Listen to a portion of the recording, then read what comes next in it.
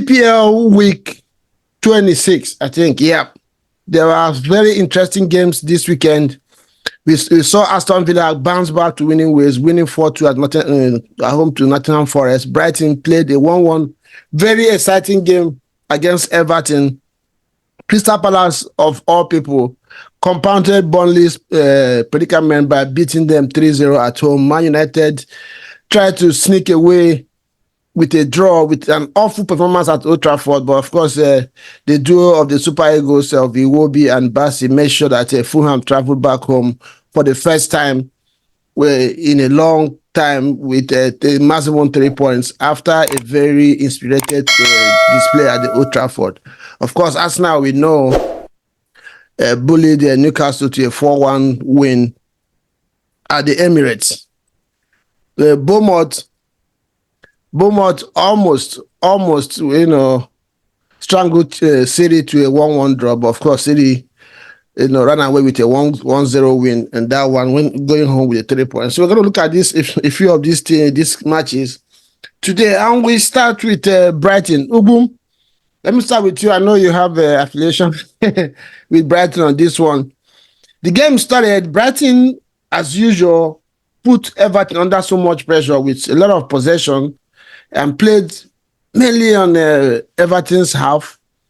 What's his name? Welbeck had chances to put Brighton ahead in that game, but we know the story. What was your overall view? What do you think is happening to Brighton right now? They seem not to be consistent. I know we talked about it so many times in this channel.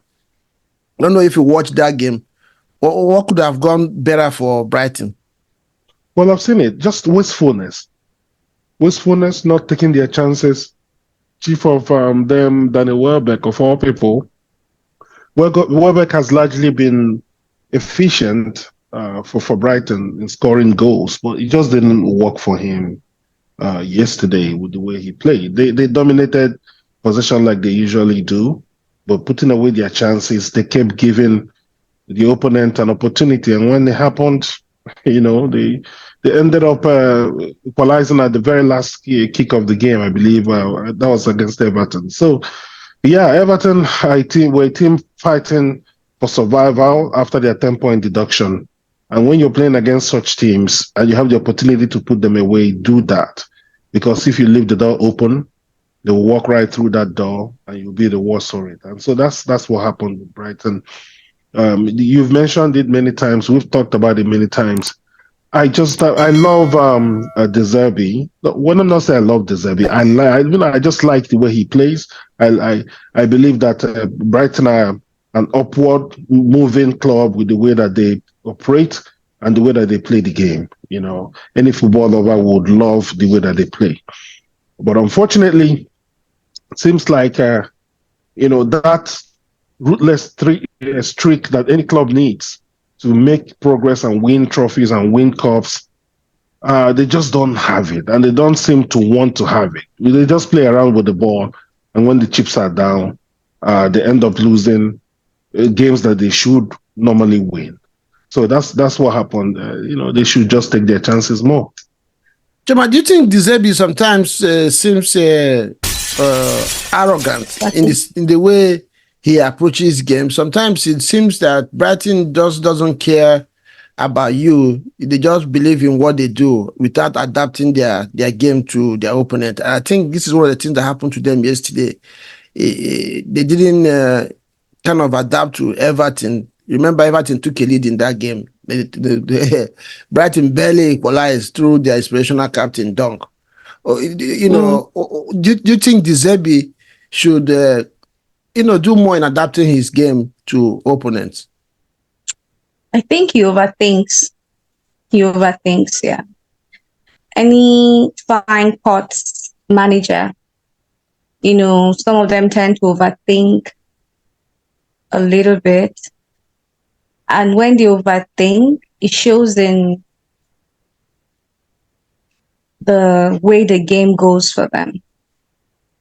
I don't want to say he's rigid. I don't think it's rigidity. I just think sometimes he overthinks. And then when it happens to him, you see him all over the place, like, knowing that he should have done something at that point, but he wouldn't want to do it because that's the kind of person he is. That's what I think. I don't think it's just overthinking. Yeah, Some of the games that Boston plays just purely he overthought the process. Yeah, I hear you. I believe so too. I think the Zeb is a little bit arrogant, and he's beginning to forget that he's coaching Brighton. Brighton, whether you like it or not, they know they produced some very good talent recently, but they're not a big team in England. You need to understand that and approach your game sometimes in that mentality, and know that you should have some respect for you're not an Arsenal coach. You're not Manchester United or Manchester City or Liverpool. So when some of these teams come to you, they come to you looking at you as one of them in the same bracket. So you don't come to games and approach games like you're superior to the teams you're playing. Everton will know they're struggling for their life right now. All their games now, they're going to try to defend first, and which they did. They played a low block and try to hit you on a counter with Calvin Louis up top and the Corey. They will always have a chance on the counter. You need to respect that. And Brighton went behind. They almost lost that game, if not for Dunk. Yeah, Kofta, let me ask you, I don't know if you watched that game. Dunk is still at Brighton. I think that guy has his quality. He scores goals from free kicks. He plays football. He's a very good ball playing center half, strong in defending as well. There's a saying that there's some defenders that like to defend. He's a defender that doesn't shy away from defending. Do you think he should have left Brighton by now, or is it too late?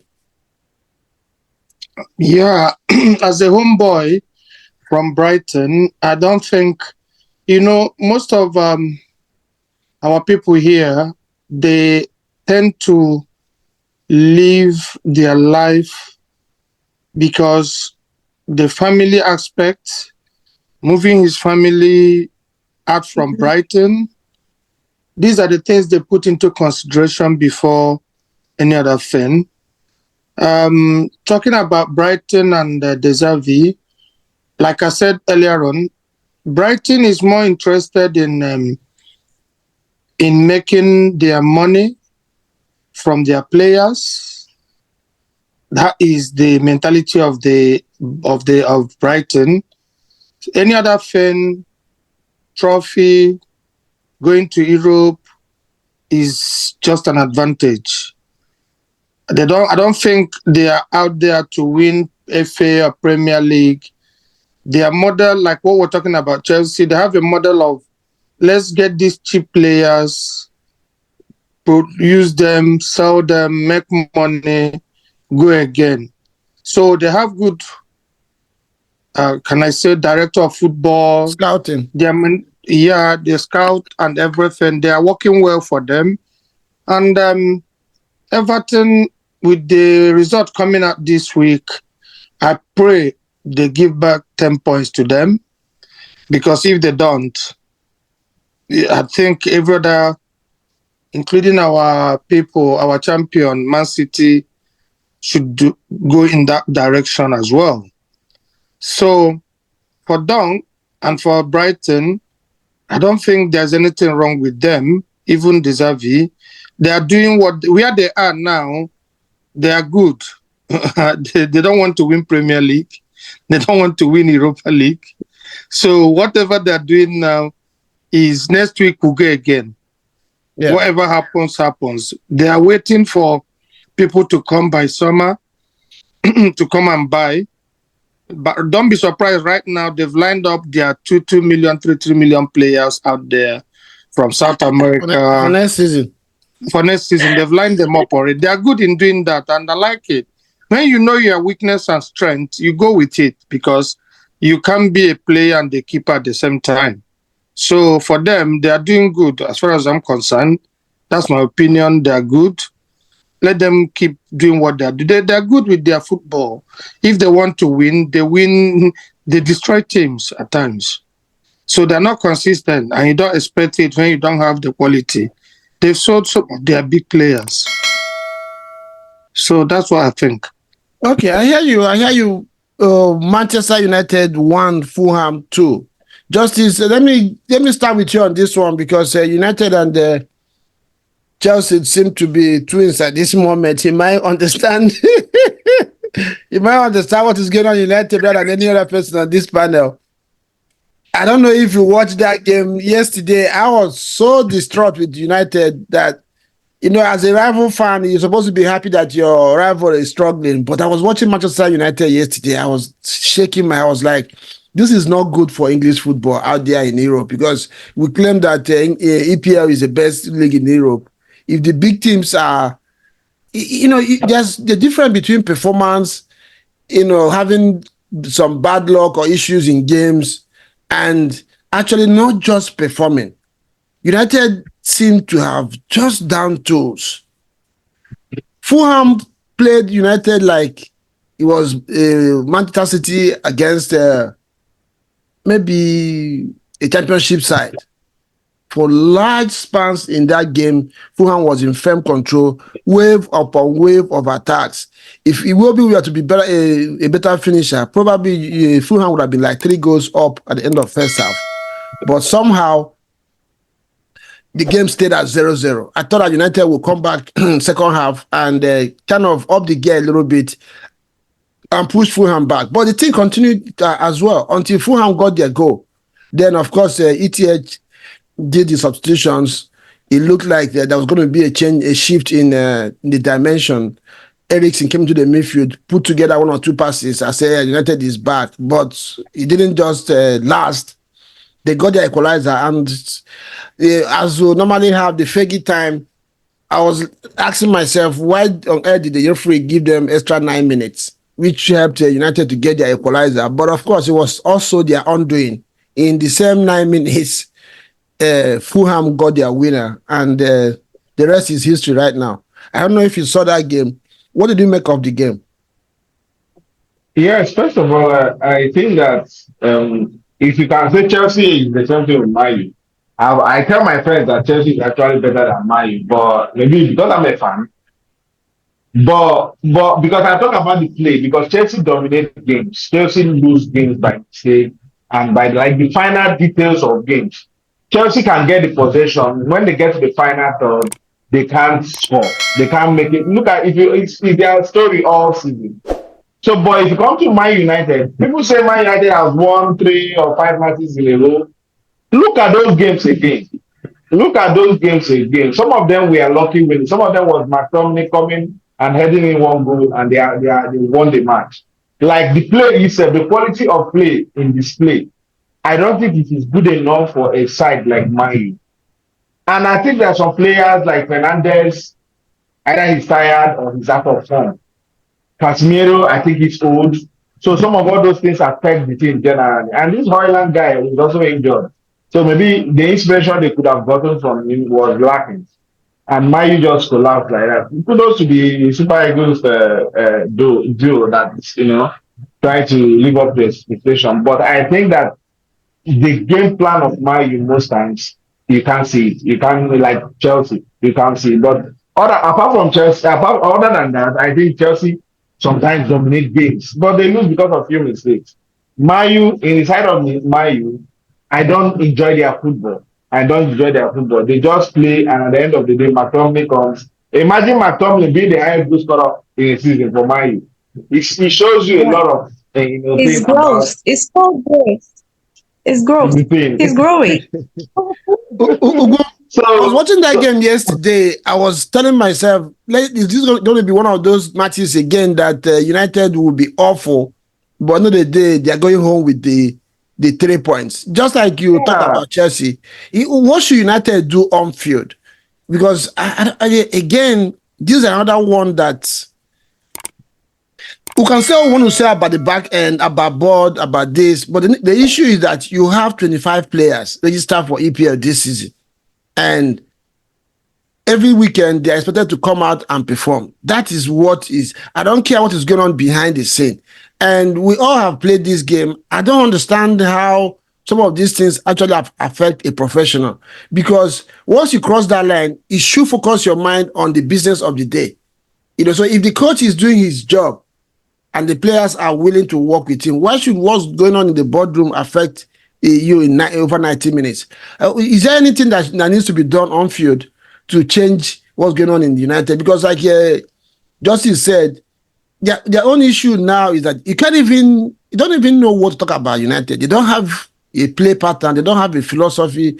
It's just disjointed at the moment. They just wait on an individual brilliance one way or the other to grab 3 points. Sometimes, like yesterday, like I said, if the referee had given 6 minutes or 7 minutes in that game, United would have been collect and it would be a draw. But because it was 9 minutes, they couldn't even hold it for 9 minutes, and they eventually lost that game, which for me might be a good thing for them. At least let them face reality for once. Like Justice said, they've been running away with some wins that were not deserved at all. And in this one, they couldn't do that. I don't know what you want to say about United at the moment.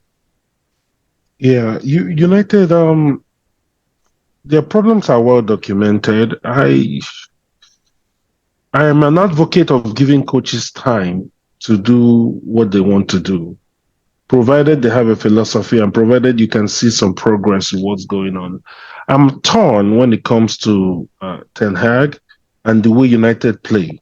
Like Justice mentioned already, you watch United and you say, what's going on? What are they actually trying to do? It's hard to figure it out.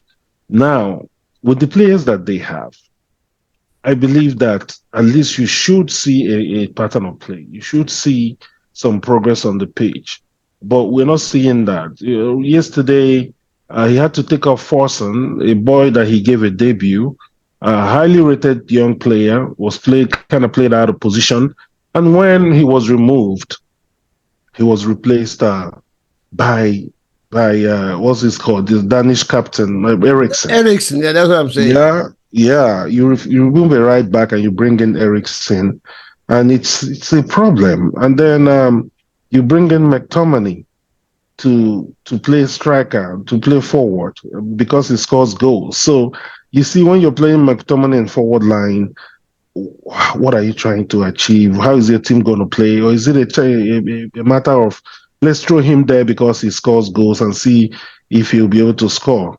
So that's where I am at odds as to whether they need to keep Ten Hag and buy more players to kind of suit what he wants to do, or whether they need to find a coach with the philosophy that you can see being translated on the pitch, which is what quite a few United fans are saying. We don't see progress on the pitch. Personally, I don't see progress on the pitch. As a rival fan, I'm good with the way things are. They should keep Bruno Fernandes and the way he whines and keeps trying to blame his team. Yeah, and blame everyone apart from himself. There isn't much progress being seen on the pitch.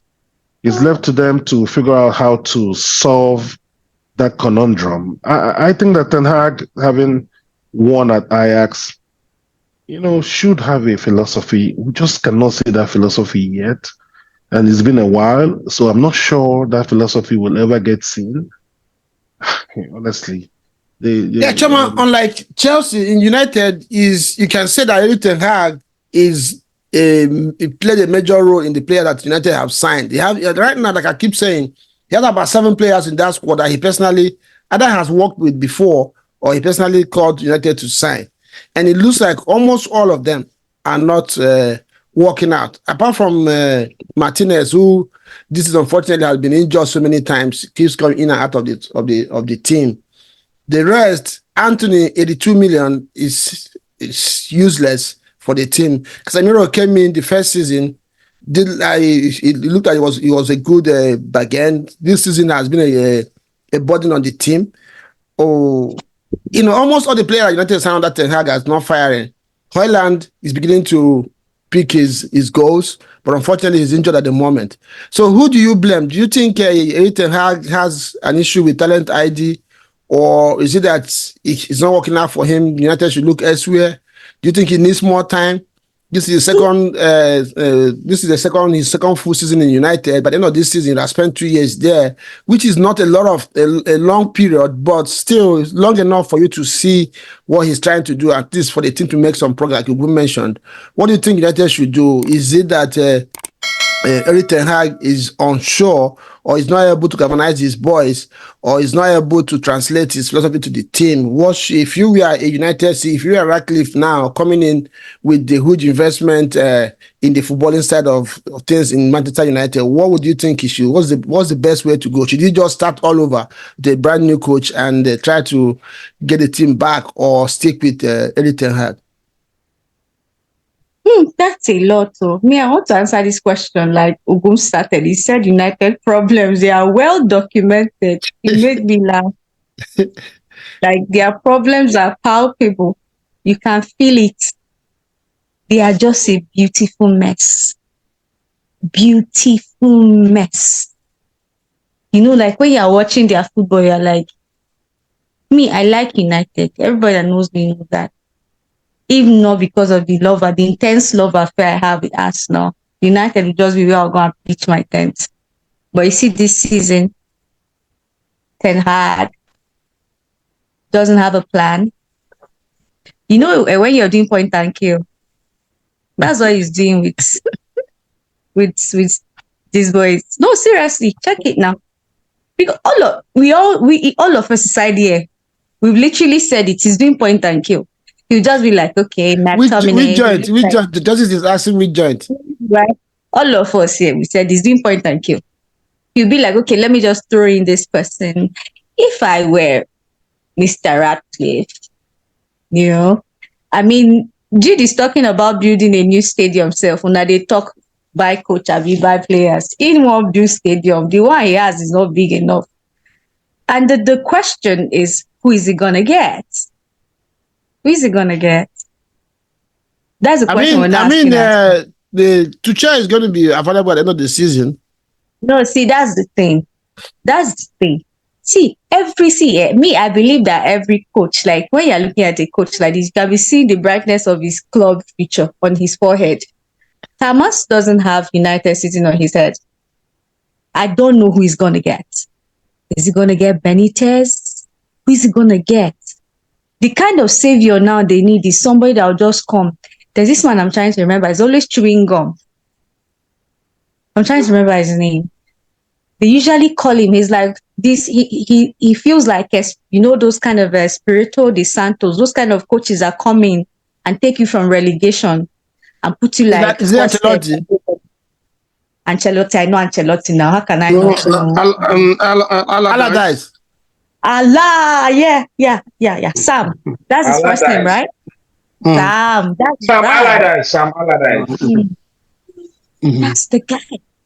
Those kind of guys, I think that's what they need. Somebody that's just going to slap them. He's going to be confused when he comes, because he will find his team on 6th position and he doesn't know what to do, because usually he's an expert in taking you from the zone. That's what they need to fake the life. You know how they faked themselves into Champions League this season? They need to keep faking it until they believe it. They should disband Man United. Right. Man United should disband board, team, coach. Start with the under 18. But for me, let's not make this just United. Fulham put together some very inspirational display yesterday. They played a very good football. Marco Silva is a coach that has done it all with so many teams in EPL. So let's not make it about United. It's possible that it was also the way Fulham played yesterday that really made United look like a big mess. We know they've been a mess all season, but Fulham yesterday, you could see a team that has a plan, that has a philosophy, that came there to win. A team that has not won in Old Trafford for years. Normally, they will come there with some for 20 years. Exactly, they should come there with some level of not being confident. Marco Silva has never won with any team at Old Trafford before, but the way they played United yesterday, if you don't know, you don't watch football before, you just hear football, you would think Fulham was the United, while United was Fulham, based on what you have heard and what you read. They pinned United in their own half for long spans in that game. And I think, and had chances, like I said, to win, score like 2 or 3 before end of first half. Munich hit the post after he turned Lindelof. There was just wave and wave of attack throughout that game. And I think we should talk about Fulham a little bit before we move on this one, because that it would do a disservice to them to just make it about United being terrible. But I think Fulham also forced them to look very ordinary and like a whole mess. I don't know. I know you have your boys in Fulham. And it was a thing of joy to see yesterday that Bassi and Iwobi, what has happened to Iwobi, the bullying of Iwobi in the social media after the AFCON tournament. But he came yesterday, came alive, though he missed chances, but at least provided the inspiration for Fulham to get the 3 points. I don't know, what did you make about Fulham yesterday? Let's talk about them. I mean, it's not just about United. Yeah, Silva is a solid coach. We've seen that with the few sides that he's handled. And, again, this goes to show the same point we are making. A good coach is a good coach, and you see that with the performance of the coaches team on the field. When they get on, no matter who he's using, whether he's using his top first choice players, or he's using those that are available, it's still the same thing. They put the ball on the floor and they play. That's one thing that I've seen with Fulham so far this season. There are a few coaches in England that when you watch their teams play, you're like, okay, these guys know what they are doing. Fulham is a clear example. He's turned Anthony Robinson, who used to be a bit of a headless chicken, turned him into perhaps one of the top 3 to top 5 left backs in the league, yes. Yes, all right. He's turned so this Harry Wilson, that used to hop from one place to the other from Liverpool, has become a really good player. Tom Kenny, he's number 10. I think he's improved that player so much that boy can fit into any of the top 6 clubs now playing as a number 10, And then, for him to, Alex Iwobi, as everybody knows, is a player I rate personally. If you play him in the right position and give him confidence, he can hurt your opponent. So for the fact that the guy went and got him from Everton, got Calvin Bassey from Ajax, brought him back to the EPL. So he knows what he's doing. Tosin Adarabioyo, he's also improved Tosin as a centre back. Tosin is actually so good now, playing for Fulham, that he's likely to get a solid move by this summer to a very much bigger club. So the man knows what he's doing. His team, they keep the ball on the floor. I'm not surprised that they did what they did to United. If you watch Fulham play, you will know. And this game yesterday, they did not have Jimenez. They did not have Palenha. Palenha is one of the best central midfielders. CDs, yeah. Yeah, in the EPL. Right. So he was missing 3 or 4 of his top players. Yet he got his team playing like that against United. So yeah, Fulham, they still have anybody that underrate Fulham, even if they're playing City or whoever they're playing, you better not underrate that side, because on a good day, they can beat you and beat you silly because they have a good coach. Yeah. Yes. Let's touch base briefly with City before we go to Arsenal. City ran away with a very slim 1-0 win over Bournemouth yesterday. I was watching that game and I was asking myself, is this Manchester City that is favorite to win the EPL? I'm telling you, Bournemouth pinned City in their half for 30 minutes. City could not get out. City could not get out until they brought in De Bruyne. I know they got their goal early through Haaland, but that was just it. So I don't know, like people say, can maybe help us with this one. They say City in the running 10 games to the end of the season, you see them firing. Is City waiting for it to get to the 28th game before they pick? Or have we seen it all with them? Because what I've been seeing lately, I don't think, for me personally, right now, from what I've seen, I don't think City are favorite to win the league. It's between Liverpool and Arsenal. The league is not between Liverpool. You keep making this mistake. I don't know why you keep making this mistake. The league is for Arsenal. Liverpool, they've gotten their Carabao Cup, and that's it for them for the year. Man City will try again. I think they're focusing more on Champions League, because if you put up a team like what we're saying, like what Ugun just said about coaches, you see, your lifestyle as a person transfers to you on the pitch. When you see a player like, you remember Pep at Bayern, he got to a point, he took a 1 year off, he went to America to cool off. He's gotten to that stage now. Because you see, you've been doing this thing and people are studying it. He's a good coach. The team is still good.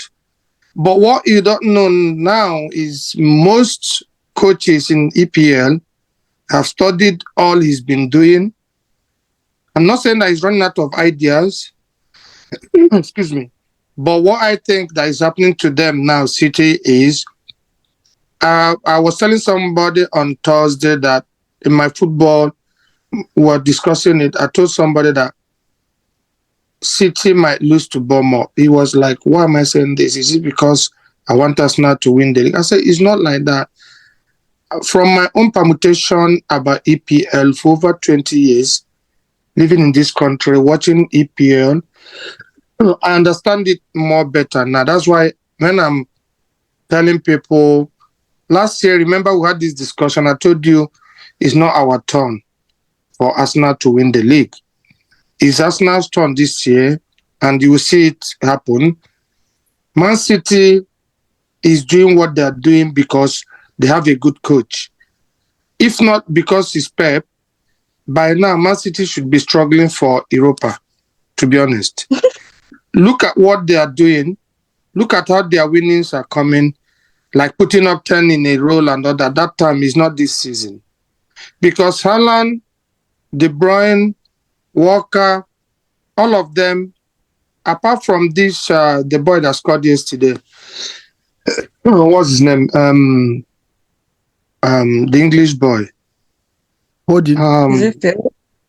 The boy that scored yesterday. Phil Foden. Foden, yes. Yes, Foden. So if you look at it very well, for me, as it is, the problem with Man City, they don't have any problem. The only thing I know is that most people have studied their game. Once you can, like what Bournemouth did yesterday, that midfield is where they operate from. And the moment you choke it with 2-3 extra person, because they scored early, if they didn't get that goal, that they would have been a draw game, or Bournemouth would have run away with it. But to me, they should concentrate more. If I should advise Pep or the board or whoever is in charge of Man City, I would tell them, you've done well over 3-4 years. Yeah, good. 5 years. Football. No, what I'm saying is that the last one. But now they should focus more on Champions League, because after now, his phase is going to phase to another. It's like a standing fan moving from one end to the other. So if, like what we discussed about Man U, if I'm to be Redcliffe, I would just disband that team, build a new stadium, start from the scratch, get the under 18, under 23, all of them into the field, let them go and play it, because it's better. Like what Ugum said, it's well documented. You don't even know the pattern. You look at Anthony. I look at Anthony, I said, did somebody pay such money for this guy? What am I doing? Am I in a wrong business? Because that guy cannot even trap ball more than me. No. And you see, another thing is that when a coach is doing well in another league, when a coach is doing well in another, EPL is a different ball game, to be honest. When a coach is doing well in Ajax, you're doing well in this, it takes you, that's why it's people like Ancelotti, it takes them time to take decision of where to go to, because they understand it better before they move. Man U is a big name. The burden on Ten Hag is too much. That's why you see him do those substitutions, because he doesn't want to face the press. He doesn't know what to say to them. And he's an honest guy. He comes out and tell you what he knows. It's not like those coaches that will tell you and be diplomatic about it. He will come and tell you what he knows about it. So for me, don't be surprised they'll go to Man City next Sunday, and win Man City. I win Man City, of course. And then the next game with Burnley, they will lose. That has been their story all season. So I believe if Man City should get it right, they might end up with their position, which they are occupying now, which is second. Yeah, so if that happens to them, they should take it, because this season, 2024 May, where is Nii? Nii is not here. 2024 May, I will be on the show, and from London, we'll be popping our champagne, and people will be happy because we've worked so hard for it. Okay, I hear you. Ugum, let's round up before we move to Arsenal. You remember before the season started, we did a kind of review of the top six, the big six teams in England. And I remember saying that if there's any season that anybody will win the league of City, is this season. And I gave my reasons because of there are already cracks on the wall in terms of players being happy in the team and stuff like that. The quality of the player that they lost this season. And at that time, there was a very strong rumor that Silva was going to leave. I think he just took a last minute for City to change, make him change his mind and stayed back, showing that he was tired of the project. He wanted to try something elsewhere. Kyle Walker almost went to Bayern Munich. So after looking at all those things, I told you that I don't think City were going to be able to win the league this season. They have actually surprised me with what I have done so far. Because if you remember last season as well, they had issues. Pep only rallied the troop after December, and they play for their personal pride. If you look at De Bruyne, I know he has had injury problems. If you also see him on the pitch, his body language is not the player that wants to die for the team. He does his business, but he doesn't do anything else like he used to do before. So I don't know. Do you agree with Nkem? Do you think City is just that time they need a change? Pep probably will need a break, and they have come to their climax. There's really nothing to do. They have to come down to go up again. If I say I agree with that, I would say I wish that would be the case. I do not. Nkem said it. It's true. It's true that what I know is that nobody stays at the top forever. We've seen things happen. We've seen teams come. There is no way you cannot go through that cycle. Interesting enough, I watched Pep's interview. Please, anybody that hasn't watched Pep's interview after their game yesterday should try and watch it. Pep said, "My boys are supermen. My guys are superhumans." He said that many times he's wondered, how are these guys able to play midweek weekend, every week, for 8 months out of 11, and win and still have the desire to win. So what I've seen is that they've gotten to a certain zone that when you get to, not just that you're used to winning, it becomes an obsession for you. And you see that the moment there's a major challenge, that's what I've seen with the City team. The moment there's a major challenge during a game, to achieving that, the more stubborn the opponents are, the more it seems like they are being okay. Now you guys, now you want to challenge us now let's show you. I see that with them, and that's a particular zone that you get to that is very rare, and you see them completely. I just watched Real Madrid. Real Madrid just beat. So look at Modric, man. He just came in less than 2 minutes. My goodness. So you see that stuff, it cannot be bought in the market. It takes a lot of work to get to that zone. But you see that when you get to that zone. You see the problem I have with what you're saying. Sorry to call you short. Mm-hmm. What you're saying is now it's true because the opponent did not score or did not take their chances. Yes. If Sevilla had scored, will that opportunity come? Like what happened to United yesterday? That's what we used to say about United in those the same taking moment. They always come back. If your opponent now take, because we have seen instances where a team loses 4 score very, very easy to score chances against City. So if those goals had gone in, we now have the chance of a 75th minute they come back and score to you say they are superhumans. So that's where I was going to that. What you're saying is right. What you're saying is true. Now, EPL especially, more than any other league in the world, is a confidence league. The moment your opponents in the EPL have 20 to 30% belief that they will beat you or they can beat you, that's the moment it starts to go down. We're starting to get there with City, which is where my hope lies, that Arsenal can start getting into that zone while the opponents start believing that they can actually beat City. You watched that game against Bournemouth yesterday. Bournemouth had opportunities. Solanke had 2 opportunities to score, but missed those opportunities.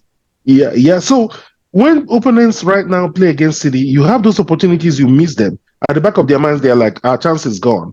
We better sit back and try and hold on to what we have. They stop having a goal, and City now takes over and wins, right? But so I wish there was a way we could call every team in the EPL, please believe in yourselves a bit more and actually go have a go at City, right? We don't need to call them. The thing is natural. It's coming to that stage. We are there now. Yes. We are there already. Don't worry yourself. Maybe between now and the end of March, when on this show you understand what I've said to you. And again, if you look at that, I agree. If you look at the structure of the team again, like I said last week, City is a team that usually defends spaces in the field, but it looks like they have abandoned that midfield for Rodri. He doesn't have a Kovacic with him. Then he's on his own. The players are not interested. Everybody is tired of putting their body on the line and defending as if the life depends on it. Rodri most of the time is left by himself, and you see him sometimes if the City is not winning, he's even abandoning that midfield and trying to help in getting the goal, which opens gap in the midfield. So like you said, the teams can actually believe. And for me, I've always said it for a very long time, I still don't have defenders who enjoy defending. They have defenders who are fantastic footballers, who have very good football brain, who can use their brain to defend situations. But when they have teams who put them on several one-on-one situations during a game, they always falter. And that's why they cannot keep clean sheet in these days. City, out of I think 15 EPL games now, they've only kept 3 clean sheets, and that's a very, very poor defensive record for a team as big as City. Well, we'll leave it there, and we hope, like Ugum said, as rival fans, that is that time the domination of City over EPL is going to be over. We'll know what's happening outside the field with them. They have all these charges they're trying to defend. Probably those are some of the effects as well. And maybe Pep probably will take his sabbatical and give chance for somebody else to come so that this thing will go around. I think Arteta has built Arsenal to a level where it's actually unfortunate to be around a time when we have a coach and a team like Manchester City in the league. That's the only reason why Arsenal cannot win the league or has not won the league as of today. So we see how that unfolds.